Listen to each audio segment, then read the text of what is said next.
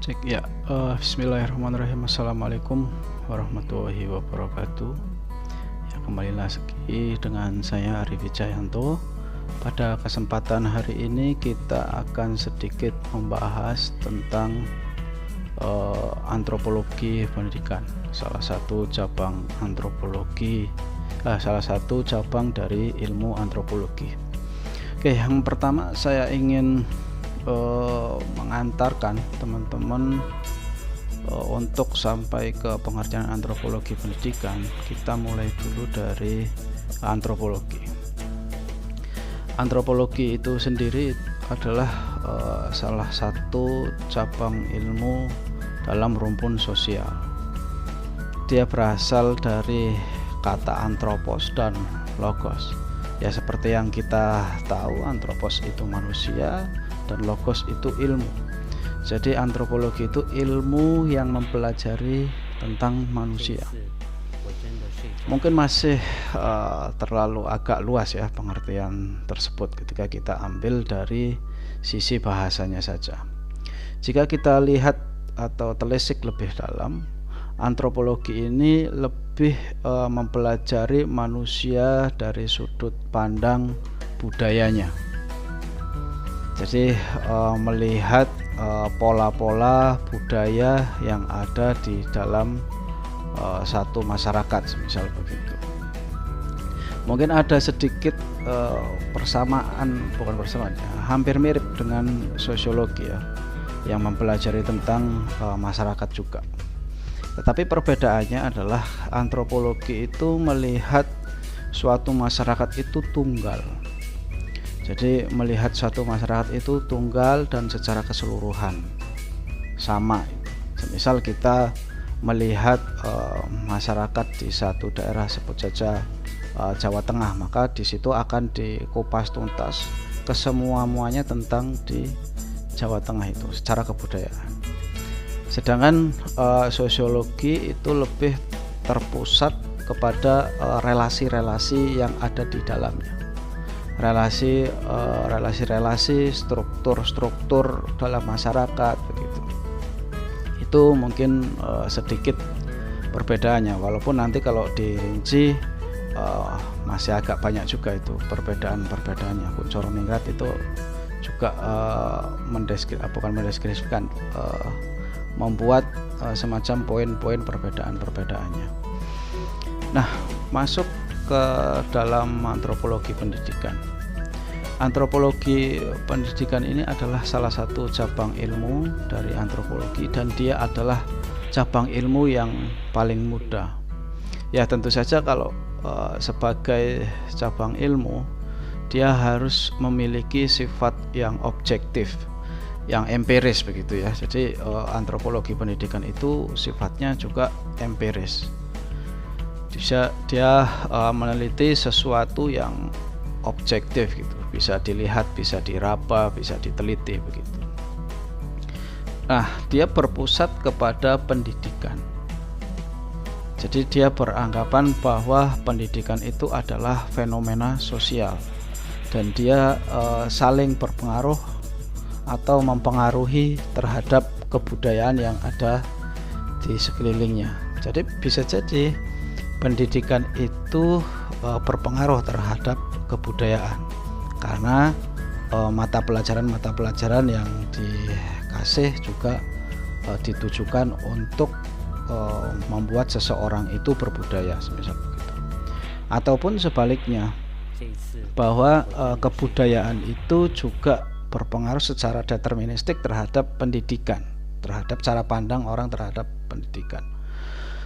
Semisal di masyarakat tradisional itu menganggap pendidikan itu penting, tetapi banyak juga di antara mereka yang tidak meneruskan pendidikannya sampai jenjang yang tinggi. Kenapa? Karena mereka menganggap mencari uang itu lebih penting daripada melakukan pendidikan. Bahkan mereka menganggap ketika kita melakukan pendidikan itu kita malah mengeluarkan uang, semisal begitu. Pun sebaliknya dengan masyarakat industri, Dia menganggap bahwa pendidikan itu adalah satu investasi supaya nanti kedepannya mereka bisa mendapatkan pekerjaan yang layak, misal begitu. Jadi mereka benar-benar mengutamakan pendidikan. Mau seberapapun istilahnya biaya pendidikan akan dia cari supaya anak-anaknya nanti bisa berpendidikan, karena dianggap investasi. Suatu saat nanti bisa dipanen gitu, atau kita bisa memanfaatkannya secara ekonomi, karena mereka hidup di masyarakat industri.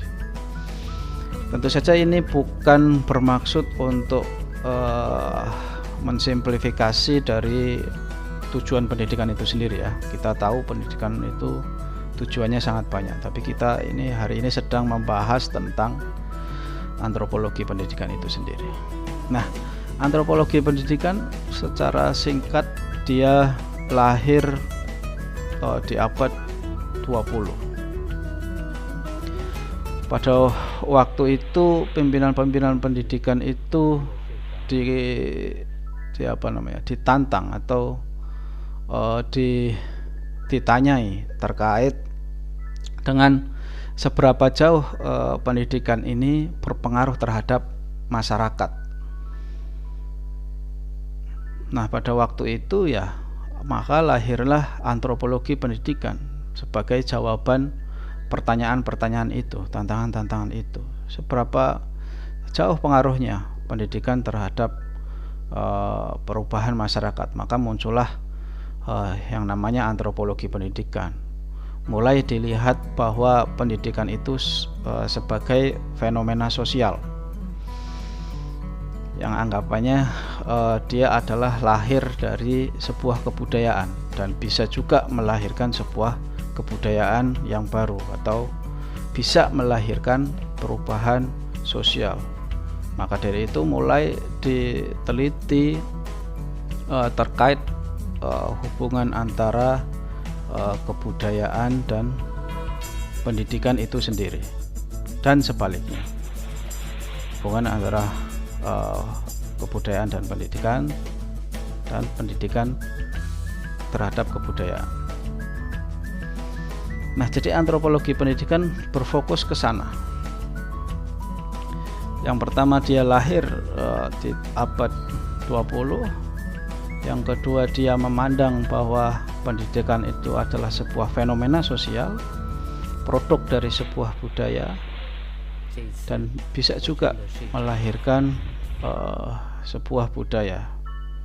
Nah, dari sana mulai dikukuhkan bahwa antropologi pendidikan itu dianggap sebagai sebuah ilmu, tentu dengan beberapa syarat yang diajukan, seperti sifatnya yang objektif, terus penelitiannya yang harus memenuhi etik dan emik, sehingga memenuhi syarat sebagai sebuah ilmu. Jadi bukan hanya sebagai sangkaan-sangkaan, bukan hanya sebagai prasangka, tetapi dia adalah sebagai ilmu.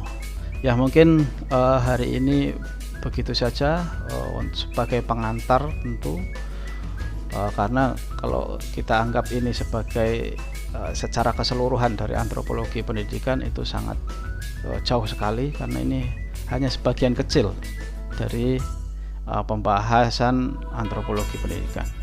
Terima kasih dari saya akhiri. Wassalamualaikum warahmatullahi wabarakatuh.